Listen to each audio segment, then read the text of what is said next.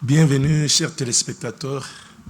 Très heureux de vous savoir très nombreux en train de suivre notre émission La Dernière Heure qui se passe en direct chaque mercredi à partir de 18h30 et chaque samedi à partir de 16h45.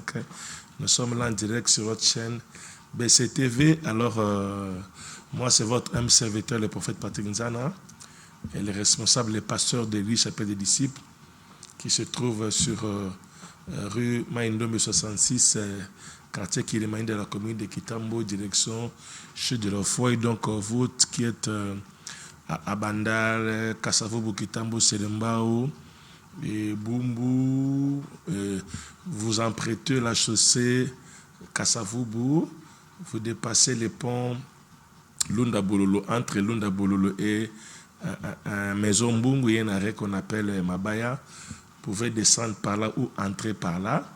Vous allez vous renseigner. L'avenue Maïndombe, c'est non loin de là. Même ceux qui vont emprunter Hôpital Vélodrome, il y a un arrêt qu'on appelle il y a un arrêt qu'on appelle Chanik. Voilà. C'était en train de m'échapper. L'arrêt Chanik. Si vous empruntez les taxibus, vous pouvez descendre là-bas.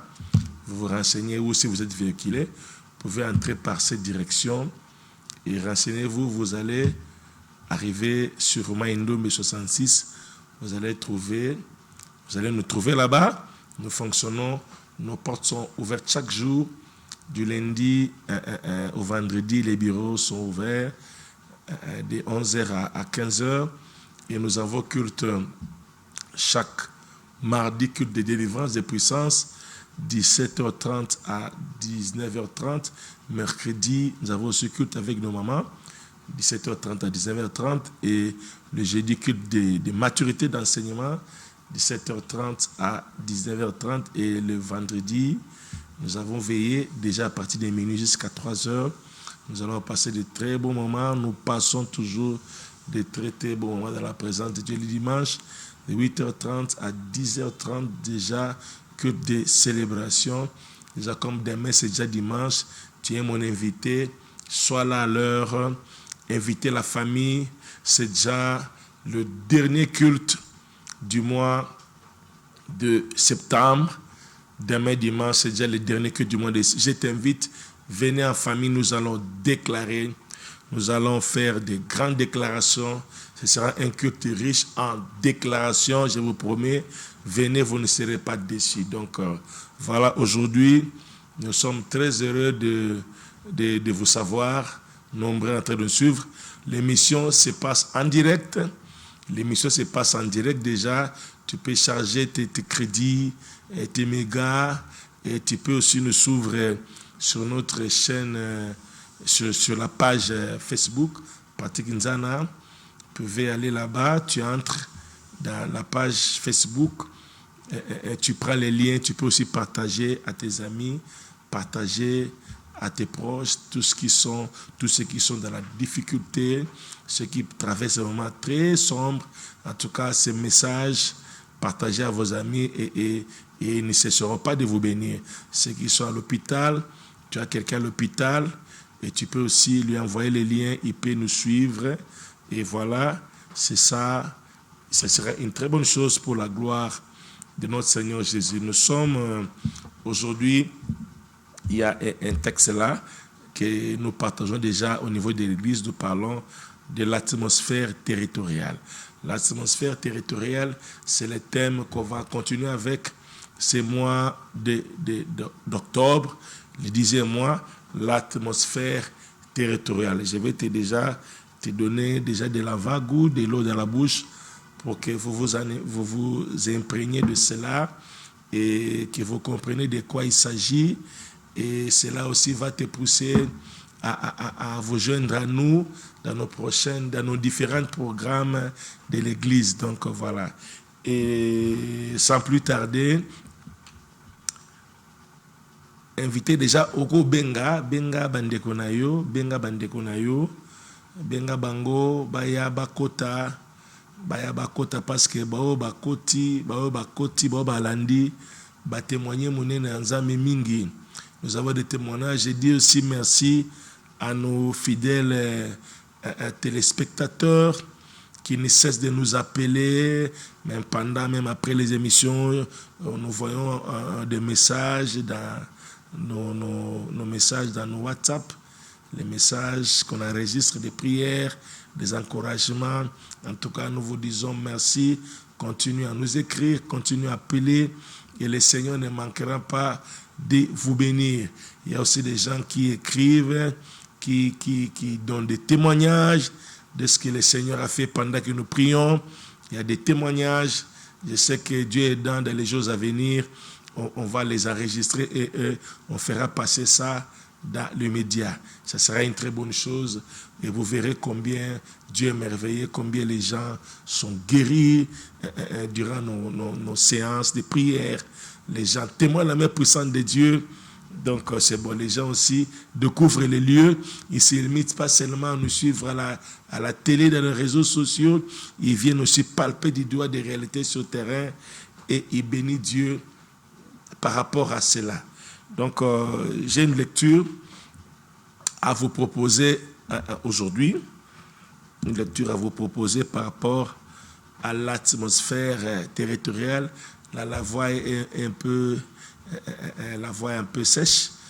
Ne vous en faites pas, mais la grâce de Dieu est là. On a passé la nuit de vendredi en prière. C'était chaud, mais Dieu nous a aidés. Il nous donne encore la force parce que ce qui sait qu'on fait, l'Éternel renouvelle toujours leur force. Voilà. Sois prêt, le téléphone est ouvert, comme j'ai dit là, 089 80 83 982.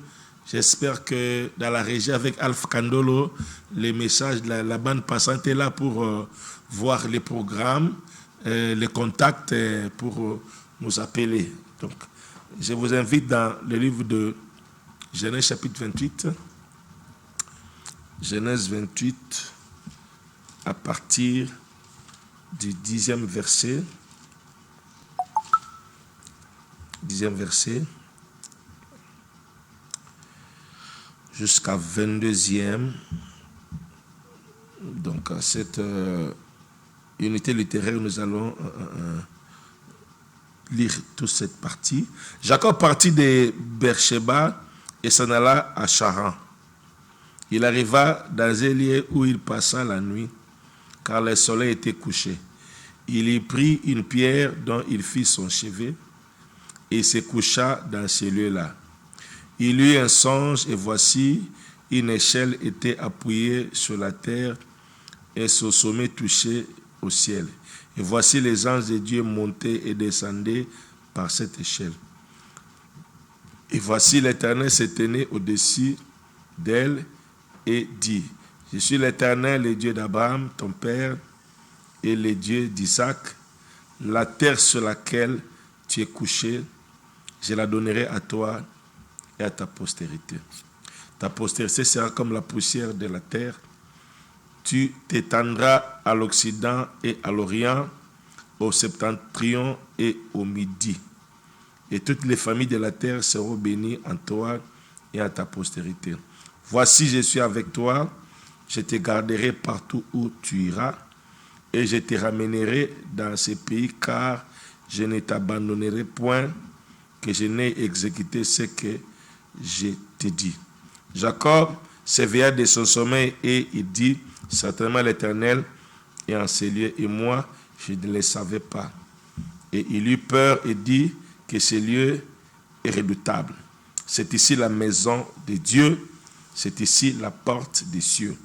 Et Jacob se leva de bon matin, il prit la pierre dont il avait fait son chevet, il la dressa pour monument, il versa de l'huile sur son sommet. Il donna à ce lieu le nom de Bethel, mais la ville s'appelait auparavant Luz. Jacob fit un vœu en disant, si Dieu est avec moi et me garde pendant ce voyage que j'ai fait, s'il me donne du pain à manger et des habits pour me vêtir, si je retourne en paix à la maison de mon père, alors l'Éternel sera mon Dieu. Cette pierre que j'ai dressée pour monument sera la maison de Dieu, et je te donnerai la dîme de tout ce que tu me donneras. Parole du Seigneur. Voilà. C'était un peu une longue lecture, mais ça valait la peine de la lire.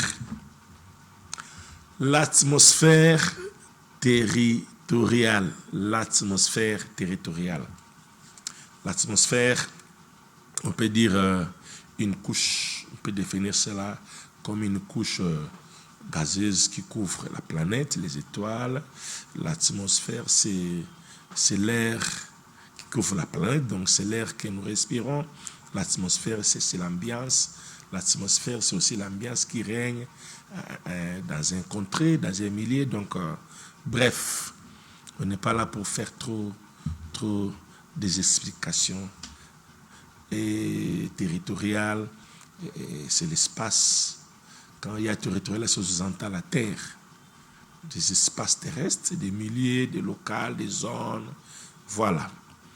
Donc, Makambo n'a pas expliqué, n'a pas comprendre, et puis ça la force na yo lorsqu'on va prier. L'atmosphère territoriale, qu'est-ce que tu peux retenir dans ce thème que nous abordons? Il y a un élément qu'il faut retenir qui est très nécessaire. À chaque fois qu'il y a répétition d'une activité, cette activité affectera forcément le milieu. Retiens cela. À chaque fois qu'il y a répétition d'une activité, cette activité affectera forcément le milieu. Vous voyez le verset que nous venons de lire. Jacob était là, innocemment, il ne savait pas. Il a marché à la longueur du jour, il était fatigué. Et le soir étant venu, il s'est reposé. Il a pris une pierre, il s'en est servi comme chevet pour mettre sa tête. Naibite mutu kulala ozui libango tche batchara coussin kochata matiti mais azui libanga azui peu pongi, ce n'est pas facile. Et pendant son sommeil, amoni échelle, ils a dressé kubanaseti likolo azomona ba ange bazotanase bazakomata balunga likolo bakiti pena suka nzambe likolo azakoloba na ye aibi sikoyo na pesio naza nzambe ya Jacob naza nzambe ya Isaac mabelo eza ya yo na pesio yango atoki okozonga na pesio pona yo pona bakoko na yo bakitani na yo apesa ba promesse nyonso okose multiplier ne siko oke na orient na septentrion na midi et puis asuka sutuki accompagne que non awa izanda kwa nzambe awa iza porte alola asali monument ache mafuta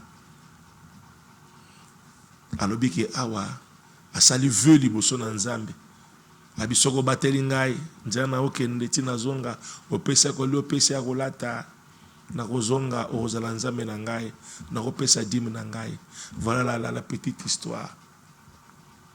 Mais comment expliquer et si quand on a boé à ce moment ba ange bazaki na c'est comme si ba ange ici ba et loko mo ke sala ke ba ange ba kitawana et loko mo ke sala ke ba ange ba salawana c'est que mutumoko a salé que ba ange ba kitawana. Cette personne là c'était qui? C'était Abraham. Déjà à partir de Genèse 12, Abraham a créé au-delà à Bethel à Sala hôtel. À Sala hôtel les alliés, hôtel les a comme porté à l'esprit. Hôtel les a rendez-vous, il y a pas humain à divin. Ils apportent, il y a rendez-vous, il y a un zambina batou. Et si qu'il y a rendez-vous, porte, hôtel. Abraham a créé Yango. Abraham a salango. Et le cas, ici là. C'est comme si Abraham a quitté ça, bah ange. Ma belle comment, comment, activité, comment intense à l'esprit. ya ba ange ne sika wana. Lokola nzamba pese ki sika wana.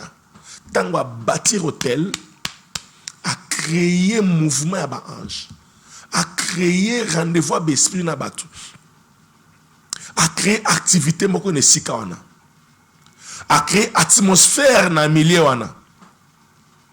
Et ce qui fait que tango Jacob aye, c'était facile pour lui. C'était facile qu'il y a lali amoni ba ange mbala moko. Parce que c'est ce que moi j'ai dit, ma belle est d'abord déjà dédicacée. Ma belle moko dédiée. Ma belle moko consacrée. Ma belle moko bachaki et tient intensité d'activité. Il y a milimo. Il y a un zambe na batu. Et tant voyez, c'était amplement normal, facile. Qu'il y a mon abiloko à moniwana. L'atmosphère territoriale. Activité on est là qui fréquent. Activité on est là qui récurrente. Et ça dit que Jacob a continué à l'atmosphère wana. Et ça dit que a coulé facilement. Qu'est-ce que j'aimerais dire aujourd'hui? Yom tozo landangai. Landangai bien ngande kono yaka ozo landa mission dernière heure. O toza ko tombola kombo na Yesu. Tolingi yo comprendre ba bituma mususu menaka na vie. Ba difficulté mususu menaka na vie.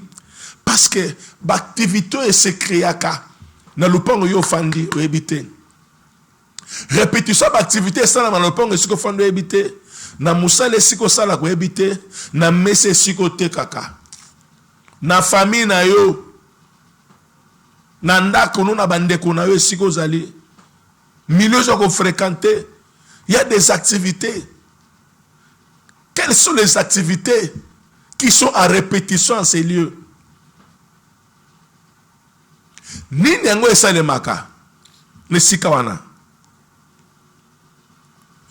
La fréquence des activités, même dans une famille, dans une maison, détermine aussi l'atmosphère de cette maison. Vous voyez? La fréquence là des activités. Ce qui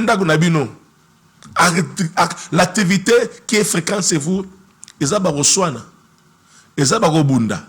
Il y a un peu déterminer l'atmosphère en dakwana. Ndako a toujours yako finga. Papa a toujours na ben sanité.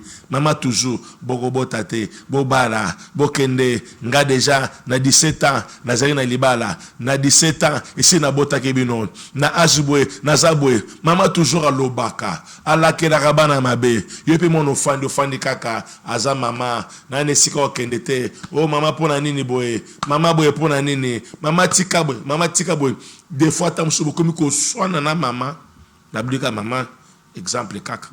Beaucoup sont à peine yaya, na koko na bandeko, na baninga, atmosphère wana obo créé wana. D'abord activité wana obo so ko générer chaque jour et so créer atmosphère wana nyandako. Atmosphère wana, isika ko soine ezali. D'abord Satana pour régner à divisaka. Lorsque l'atmosphère là vient créer la division, il y a que le diable a déjà érigé domicile chez vous. Orosambela et Rosala très compliqué.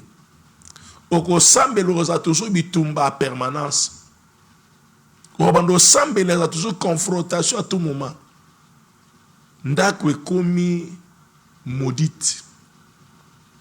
Maya komele komi Nabila Kelemabe comme le la poison mbondo bololo ba kite zo ko sela mambeto zo ko la et comme une atmosphère ya mabe et au sala ki rola la pola lipongi rolo taraba tu bakufa rolo tarabi bitumba ozolo tabat bazolanda yo ozolo tabwe parce que déjà atmosphère déjà où ils a créé ne sikawana et polluer atmosphère. Disons, l'activité et polluer l'atmosphère. Au lieu qu'un bon ensemble qui était comme compliqué, et comme compliqué.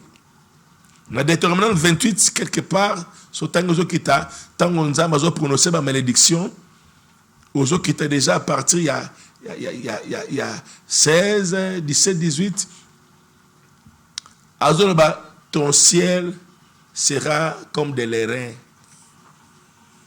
et ta terre comme de fer.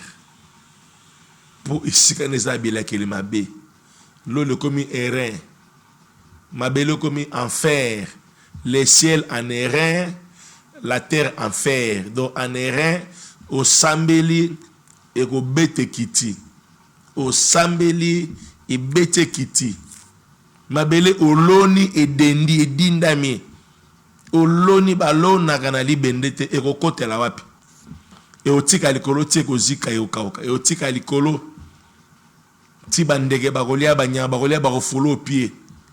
Parce que ils ont mis moko maudit. Intensité yamalomamabe. Atmosphère polluante. Pourquoi? Parce que activité, répétition activité on a. Et ça dit que et gangréné sika, et étouffé, et asphyxié milieu négativement.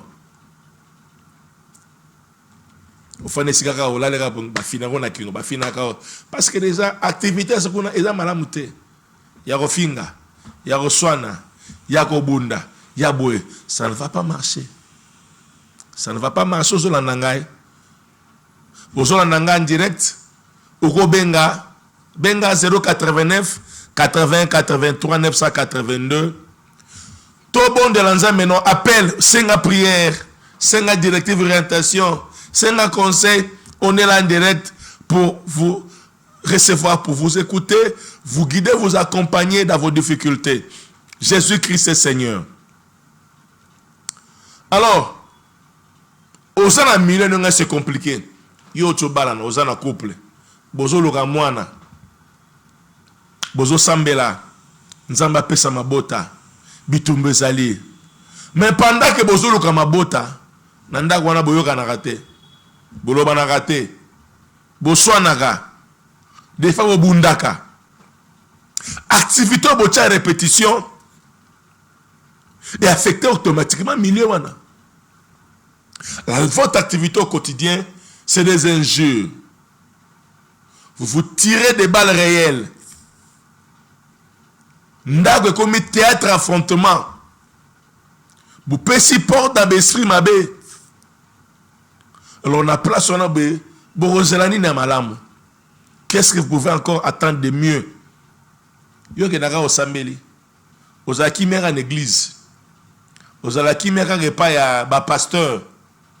Nanda kono qui met à la raté. Devant ton mari qui met à la raté. Yo maman nanda ko ozara soumisité. Pour nos soumissions et comme pas pasteur. Oza soumise n'est pas pasteur. C'est pas ça de serment de l'eau fait moi ça ah on a fidèle soumise. Et pas menanda ko na yo pesa mai ah que nous soit. Pesa mai ah Mami, pesa tatono mai. Nire servir papa na yo. Wana ba nièce na yo, wana ba leki na yo. Mais pendant que bozo c'est la mabota na ndaku. Atmosphère pour créer y animosité. Atmosphère pour créer ou ko permettre te li pambolé kota mwana ya. Répétition activité wana ya oswana chaque jour ya oswana ka 7 jours un jour boza bien 6 jours ya robendana na un mois na 4 semaines tant sur demi semaine 3 jours à bien na 30 jours 5 jours boza bien 25 jours ya guerre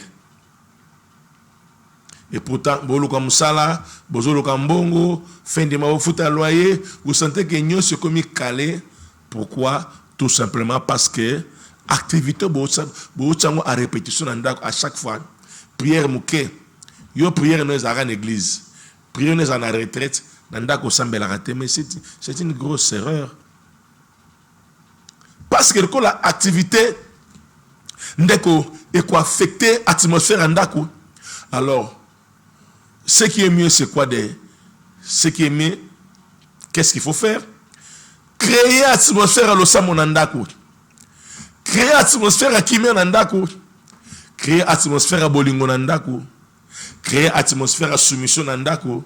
Papa créer atmosphère ya amour nandako. Yo amour no kaka libanda. Na bana mikien. Na bana batu.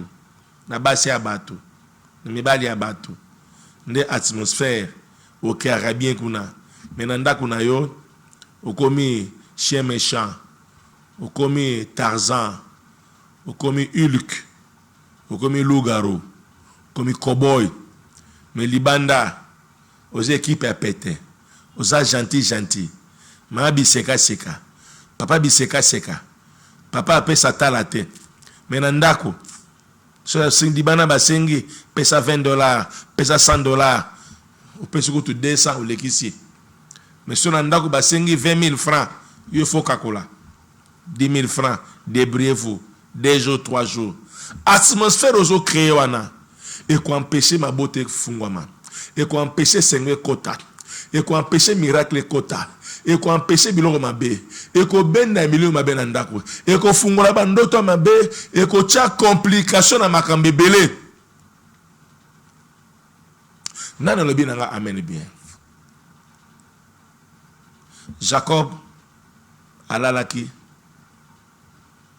Akoki jamais que l'autre esprit de mort.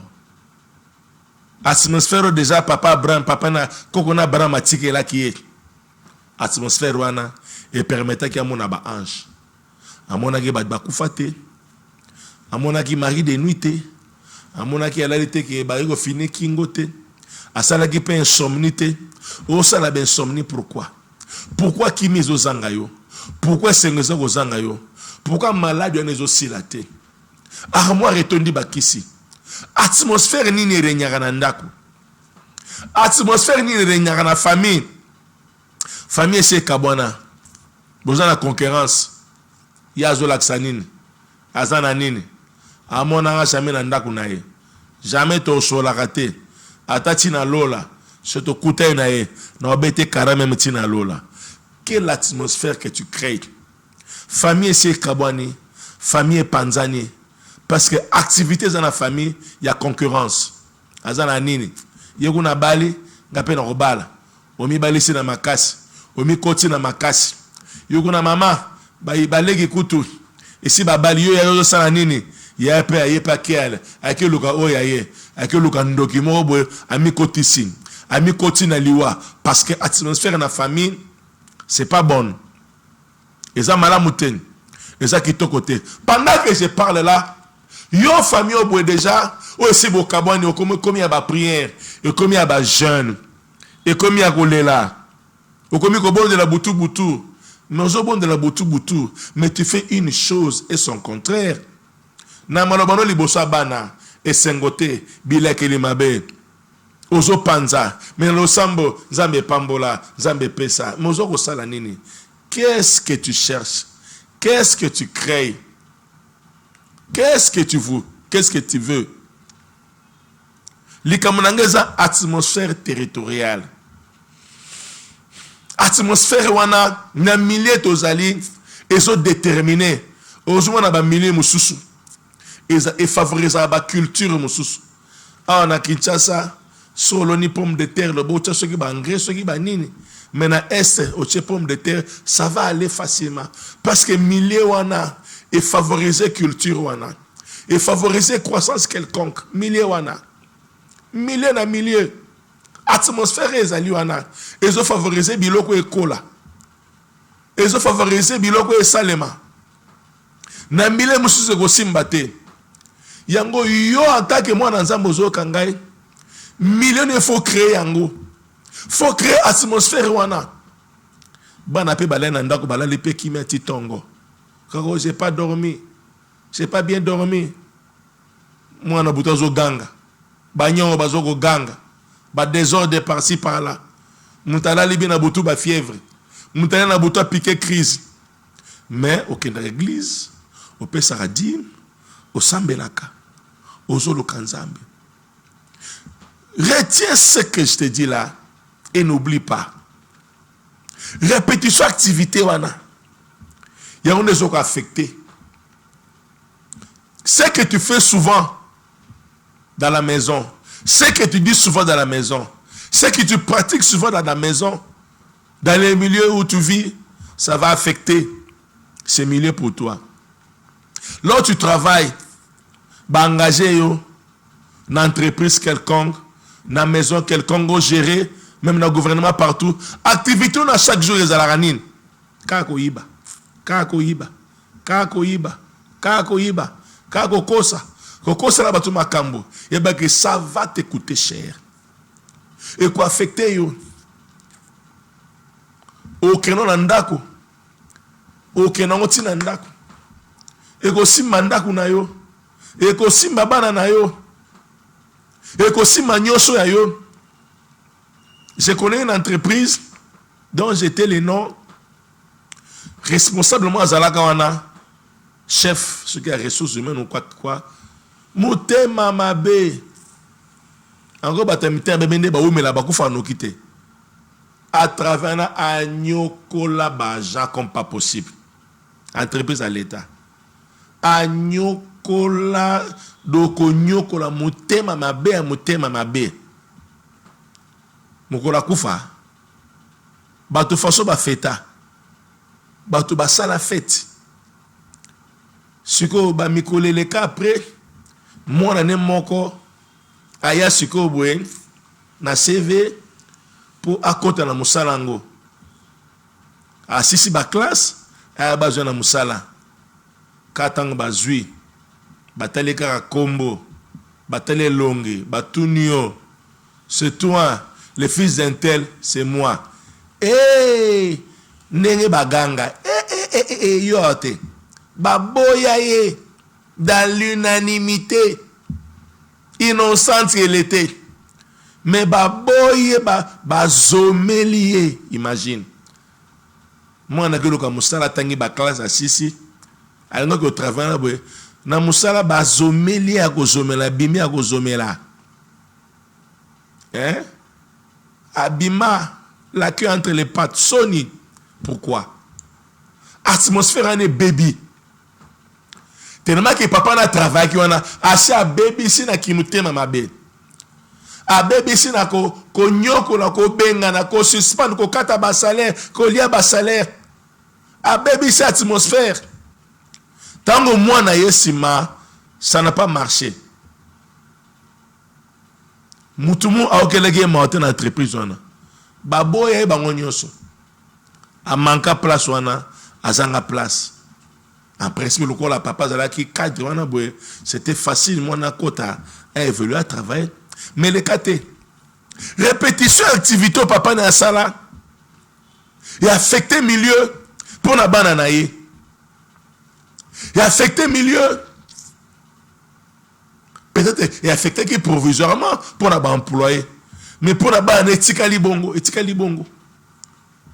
Il faut longwa. Il faut que longo lango. Avec quoi on en parlera. Donc, ma bébé, yon mouto aux alliés, aux boss quelque part, aux gérants quelque part, aux responsables quelque part. Aux salamoussala, aux ingénieurs, chef à chantier quelque part, moutaza ceux qui n'a pas taza puis attiquer le chantier géré, attiquer l'entreprise au gérer dans le déplacement, tant moussou pas koufi, et ben abatika li aux gérer, aux gérants ma bé. Activité au sein de la répétition, ça va affecter, ça affecte. Ça affecte. Ça affecte ton ciel. Ça affecte l'atmosphère. Ça affecte ton atmosphère. Au kotambola na yango. Nana le bien amen bien. Nazo kamen na hotel. Ça affecte. Yango zala très prudent. Il y a lieu maintenant de rectifier les tirs. Yo muto salarama bien en tout cas, il y a lieu maintenant d'arrêter. On est qu'on progresser, arrête.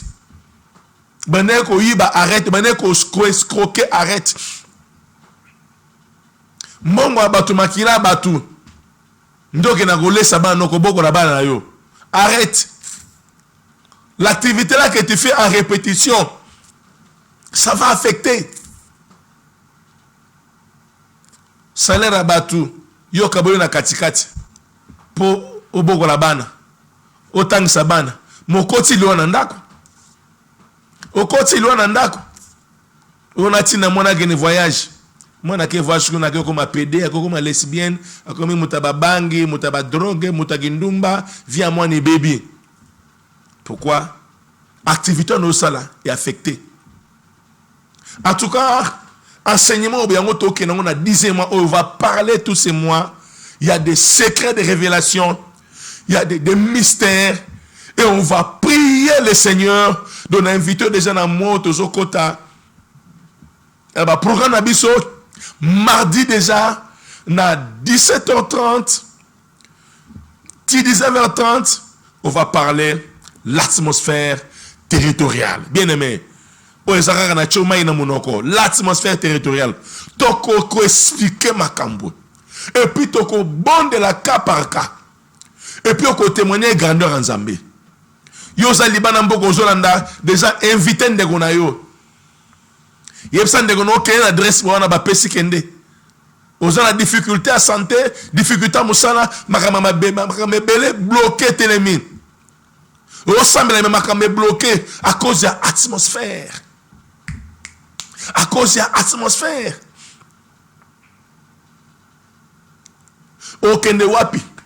Oleki na TV passer un peu to leki belé ba prophète leki belé kaka benganga allo nzamba talis kaka mbala moko lelo banza nzamba zolo nzamba na monaka nzamba monaka nyonso na ba polo kutoboe ba sala nzambe makasi ba mona ndenge wana te ba yoka nzambe ndenge wana te yo linga bongo zo benga ozolanda ozosepelo ozolanda. L'atmosphère là, ils ont animé Matthieu wana, n'est-ce pas que dans 1 Jean 4:1, Babi, n'ajoutez pas foi à tout esprit. N'ajoutez pas foi à tout esprit. Pour mouton sur la nana, pour nous, atmosphère ils sont accompagnés bien go. Ozo créé le biango. Mutu musu sozo mona boy, amoni boy nzamba talizi ngai, ozana promena libumu. To sambela nzambe, makambe salema. Il y a aussi des gens qui c'est vrai. Mais tant que ça mène Zambé, kaka passe au monde yango ko bomayo. Donc à mon loko et en fait de compte à détruire kaka loko wana. Na mon ozana zemi 6 mois, na 3 mois zobota, nzamba pambolo ozama pasa, ozana mapasa, oui nazana mapasa, ozana zemi. Kaka yemo si ma prière, akeko envoûter kaka zemi wana. Okufi au père de ban, à sacrifier les mêmes personnes. N'ajoutez pas foi à tout esprit. Ce que mon livre est dynamité, qu'on s'emporte, qu'on yambate, qu'on bengate, qu'on kendete. L'atmosphère territoriale. Nous avons mardi 17h30 à 19h30. Yaka Oyoka, tout bon de la Zambie. Nous avons jeudi 17h30 à 19h30. Yaka Oyoka, soutien culte enseignement, tout bon de la. Ma maman. Il y a des mamans qui sont rodées pour faire cela. Bah, Seigneur, ma comme atmosphère territoriale. Atmosphère ni no créer na Liban yo. O le soko tsa chômage, soko tsa boko kinanda. O ce kaka balangai, ce kaka bimanangai, ce kaka boy, yangwana akene musala aokauka, makambo simbate, ni okaosie, okaosia kufi ale. Mobala kufi, otikali veuve, bana batikali ale atmosphère o créer et baluki yo nandako. Mercredi avec les mamans. Vers vendredi Nabutu. Moto, je vous dis moto. Toko pelisa moto. Na atmosphère toko bonde là. Faut atmosphère changer. On a les peuples qui bien titongo la mouki pe normal. Ba flèchité, ba mari de nuité, ba femme de nuité. Jacob a l'ali amoni biloko wanate. Parce que papa na a sala biloko malamu. Papa n'a pas d'activité répétée bien. Et celle que moi on a profité. Papa n'a pas d'activité nini.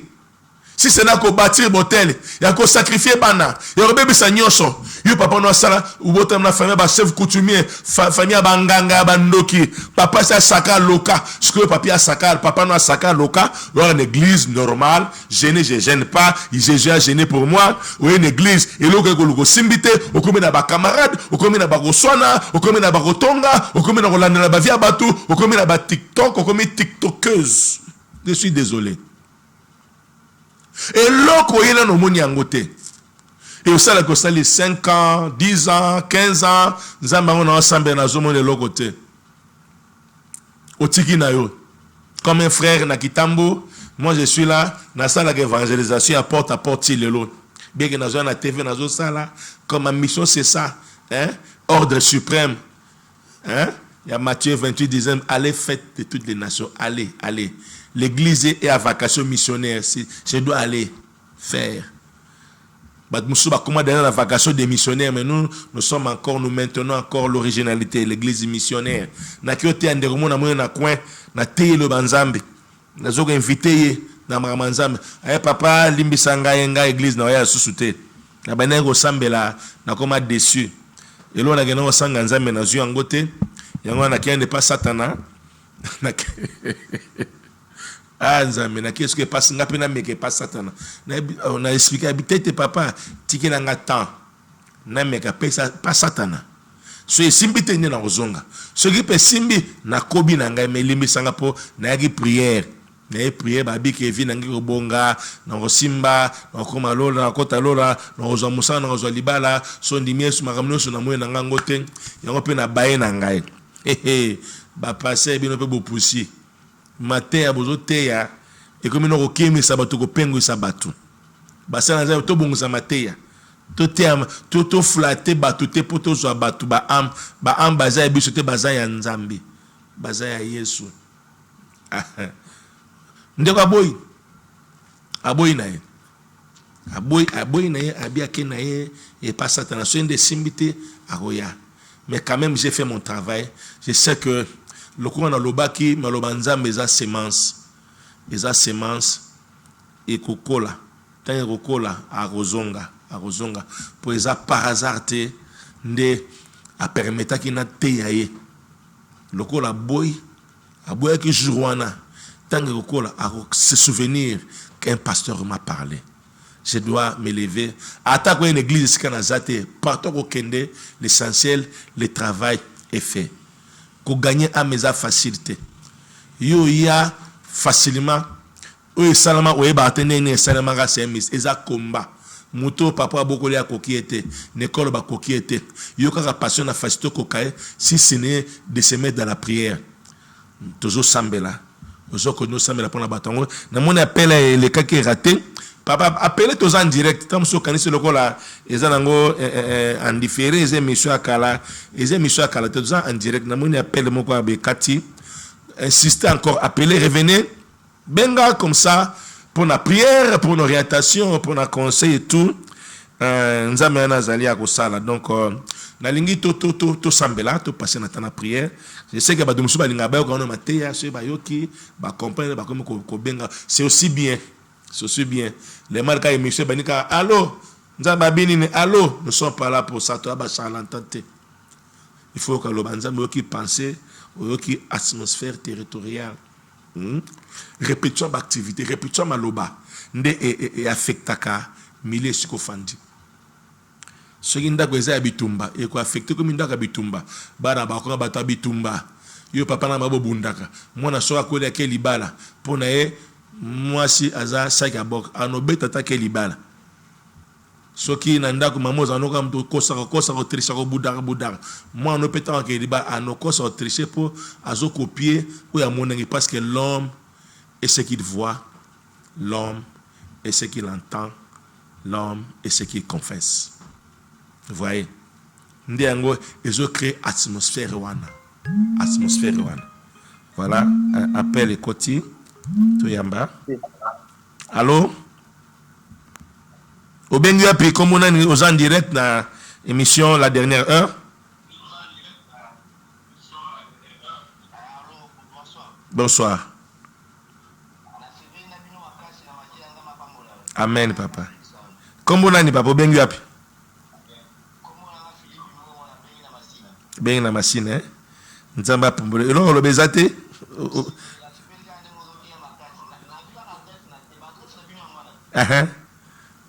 Nzamba pambolo. Nzamba pambolo Philippe. Ngolo na nzambe ezana yo, c'est bon, merci beaucoup. Ndeko Philippe abende asepeli. Voilà, donc c'est ça encouragement. Que peut benga encourager, que ça d'accord na makambo bengi, vous avez besoin de prière. Ou bengi, ou sengi prière, vous avez une question bengi et nzambe ana ako pambola. On a pambo des zones de Philippe Mtaliboso bengi pour dire qu'on est en direct. Nzamba pambolo Philippe Siko Zali, nzambe nanga mona yo, asaleo grâce, asaleo faveur. Si vous pouvez vous rappeler après mission de Philippe na solana yo parce que limo nanga CP na yo. Alors bien même 30 minutes après na expliquer loko moko o ezana fino yo pambola nango nzambe. Merci beaucoup. Okoki déjà ko benga téléphone yango remarquer ndeko sa bengi benga senga prière senga orientation l'atmosphère territoriale. Le pango fandi neska bateka babangi melamaka nganda noa bafani kuna babeta milinga idéologie zokota indusa abeni kuna indusa ekoti baboule ekoti répétez activité wana boye baboule bendusa mais milie baby bana baby aux hommes à 3 ans, moi à 4 ans, comme déjà TikToker. Moi à 4 ans, 5 ans déjà TikToker pour déjà Indousa nous et ses côtés na milliers. Alors bin kuna osala biloko ale ba papa ba maman bo mono profiter bo comme ko filmaka bo lielaka sima mwana. Bo comme c'est star bino ba yana e bo liaka mbongo bo ko tsakalar TikToker na bino. Yo loko sale loko te na vie o profiter na sima ya ba bangi yo melaki mwana pemi yango mutu beti ale o filmaka ye po liaka mbongo o liaka mbongo TikToker TikTokers bobebisi bana. Pourquoi? Parce que atmosphère yo loko échoué o lingo gagner sima batu mususu c'est compliqué ni nyango activité des arts répétées par la bino. Nini. Ya bitumba. Ya kisi. Ya kosaka. Ya koloka. Ya kopumbwa. Hey! Atmosphère nini. Activité des arts mingi wana. Nini. Ezo ko affecté milieu wana. Ezo ko affecté milieu wana. Et ça que makambe compliqué. Na couple ça que couple ça la compliqué. Bana ezala compliqué, nyoso ezala même na musala na mboka partout, nyoso ezala compliqué. On remarque même na ba quartier, na ba commune, vous sentez que commune les un esprit na yango. Parce qu'il y a des activités à répétition dans commune wana, na quartier wana, et ça qui est affecté milieu wana. Et c'est quel ndengo wana. Quartier batabitumba. Quartier bataba kwiti. Quartier bataba numba. Bapaka du marché ba nini. Bataba lotoko. Quartier balingi mécanique ba mécanicien ba mécanicien quartier. Quartier balingi ka musique bar kwiti na kwiti. Agolangwa abimisa ta enkate. Expert. Quartier batama tolo côté ko senga ba sakanité. Côté ko senga ko beta matolo ti à vivre. Atmosphère nini.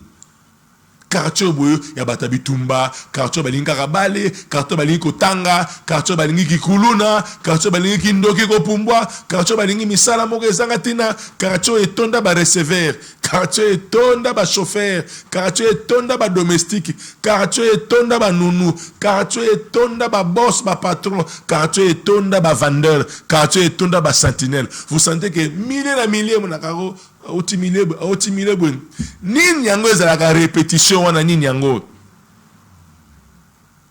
ozanga na deux solutions, soit nzamba loba tikala no changer, soit kima changer milieu.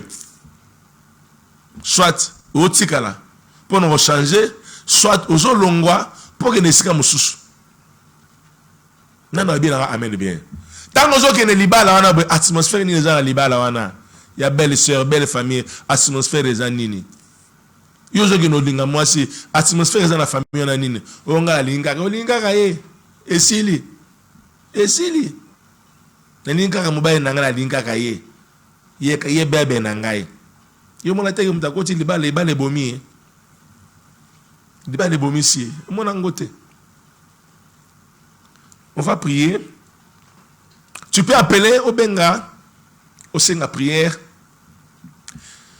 Et ça, ndeko moko, nazagine lelo, kama nazote ayo, l'atmosphère, la famille, la botata nae, ba lobby, ba saki, ba beti putulu, ba beti poussière ma belle poussière mati. Tant que poussière mati, babandiko saka. Et ça dit que, wanga la zo pese message, ma kamna zo ebisaye, ma kamna zo mona. Na poussière bazo saka, maloba, ba sable wana boye, ba sable ya ba compte à rebours, moins des sable, et là on a bien en soigné na bodo, ma belle ba cheboye, sable comment quitter ti, ce que s'il bas, tout s'arrête. De sable on a ba foulaki nenge mati ce qui quitte tout s'arrête. Je voyais dans la vision pendant que j'ai prié avec la sœur aujourd'hui même avant de venir à l'émission. Poussière mati basaki. Quand poussière quitte tout s'arrête. Ce qui fait que na vie ande ko na boye soka bandi likambo ezana délai comme un compte à rebours. Soka ka pa et un poussière mati. Ti ceux qui étaient na seba ekatani c'est bolunge bandi de kolo c'est quand pousser ce qui na beba ekatani egozo 3 mois ekatani 6 mois ekatani une année ekatani 2 ans ekatani donc libala c'est comme si ils ont un délai date expiration obani musala il fait katana aujourd'hui relation il fait katana aujourd'hui zemi il fait bima aujourd'hui copain comment na soukate. Parce que pendant que j'ai parlé à la sœur, j'ai dû lui donner le message. Et elle a confirmé, j'ai dit on doit prier. Il pas yaki, j'ai dit on doit prier pour ça. Bilo musu fo yeba pour sambela bien. Il faut ko yeba. Oyebi pe oyokini nzamba ko ba osala pa makambe simba. On arrête là déjà, j'ai informé sur tana biso comme na suka. Na lingi to ba no rebond de l'ensemble. Bando bon de l'ensemble. Nini yango maloba nini baloba atmosphère nini yo mo créa. Des fois mo créa atmosphère na propre faute na yo. Babi par tes propres mêmes erreurs tu perdras ta récompense. Ozana ba promesse, ozana ba prophétie, mais erreur ya yo moko. Okoti na erreur yo moko. Na ningo ba no bondo lo senga ma na Nzambe. Nzambe okina ngamawa. Yo kina ngamawa j'étais négligent. J'étais trop orgueilleux, trop hautain, trop imbu de moi-même, trop sûr de moi-même, trop sûr de mes diplômes, de mon français, de ma beauté, de mes relations. Au commun orgueil, ma casse pour yébani na ba konzo, yébana ba tuminene. Mais malgré yébana ba ngozo profiter na ngote. Autant yéba classe minene, mais mon solo zui, ils ont un rapport. Na diplôme na yote. Ozana beauté moi kitoko, mais mobile aux yeux azo correspond même na beauté na yote. Atmosphère au créer nini. Activité nous crée répétition. Toujours bon de l'ensemble de senga mananzam. Osaki na musalo lekita na koiba na kokosa. Au créativité en répétition et affecter malamon au milieu. Et polluer milieu na yote. Et ça les que l'icole comme un rein, ma belle comme un enfer. Nyo soko sambela e matite, nyo soko lo negosimbate buka oke koti kati na yon. Tole la mona nzamba limbisa. Bon de l'ensemble lo banzambe oke na ngamawa. Zambe oke na ngamawa limbisa nga yoke na ngamawa. Limbisa nga yoke na ngamawa nzambe na lola yoke na ngamawa, yoke na kotika ngate. Kotika ngate kotangela nga mabunga na ngate. Kotika ngate kotangela nga mabe na ngate, sala ngangulu. nazalaki na créer atmosphère, na créer à kofinga, na passer temps, na kofinga, na ko critiquer, na ko ina, na ko sala bakisi, na ko sala mabe, na ko tiola. Losambo na ngai mingi libanda, na ndako losambo moke. Ko critiquer nezo mata makasi. Tanyo soka di boso téléphone, tanyo sur le boso télévision, mais intimité non nzambe zaten. Na créer at vie min ka ya téléphone. Téléphone kaka téléphone vies malobezate lokola malobezate munguna ego cha malobana ye tu es inactif, tu es amorphe munguna che oyaye ba mi pepe aba voisin et ko affecté pose ali ozana malobate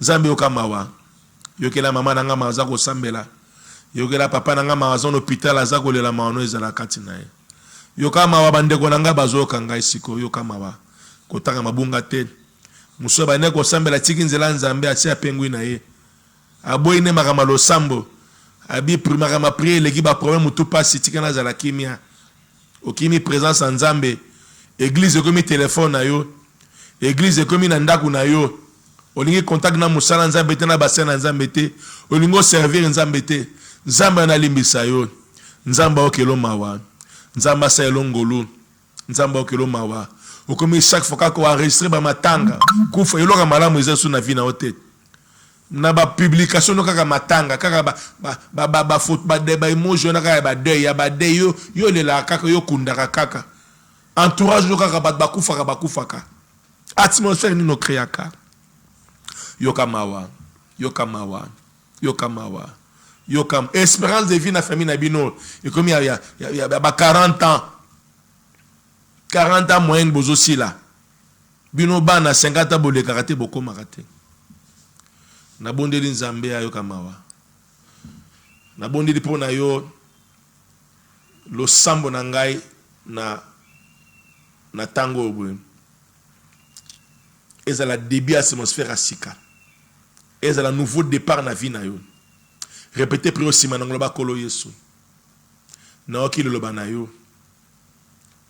na fungoli motema na ngai nazondima lo sambo ya mosaya na yo kilelo ezala départ ezala atmosphère asika ebanda kozala créer na ndaku na ngai kobanda lo sambo mosale na yo atmosphère akala ezala dégager yesike s'installer o banda lo na ko entretenir yango na lo sambo pe na ko banga yo na kombo na Yesu Kristo amen to sisi wana lelo nzamba pambola yo to monike tozaki mukuse po ezan télévision olingi ba détail ba mateya ba délivrance ba prière nyoso adresse yango wana yaka kanga yango chana agenda na yo na émission tozali mercredi déjà à partir à 18h30 tozali wana na samedi à partir à 16h45 kanga ba rendez-vous boy landaka comme penza fidèle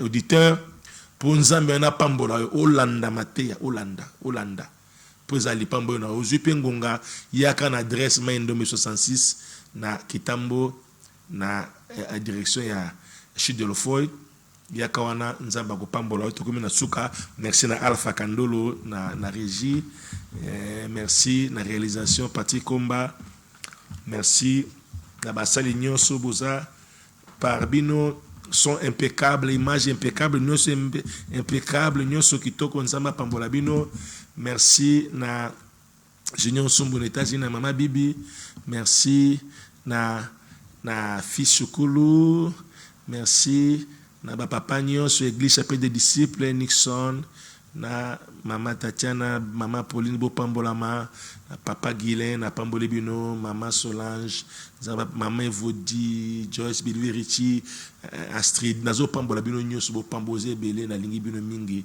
je vous embrasse, qui Dieu vous bénisse tokutani dans prochaines émissions, qui Dieu vous bénisse, bye bye.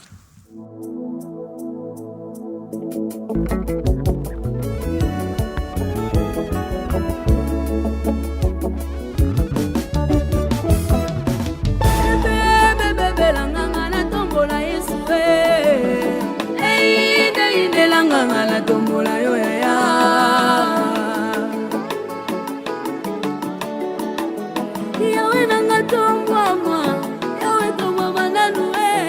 Singa nanga tongwama, yawe tongwama nanue. Apuina nga sanzwama, yawe tongwama nanue.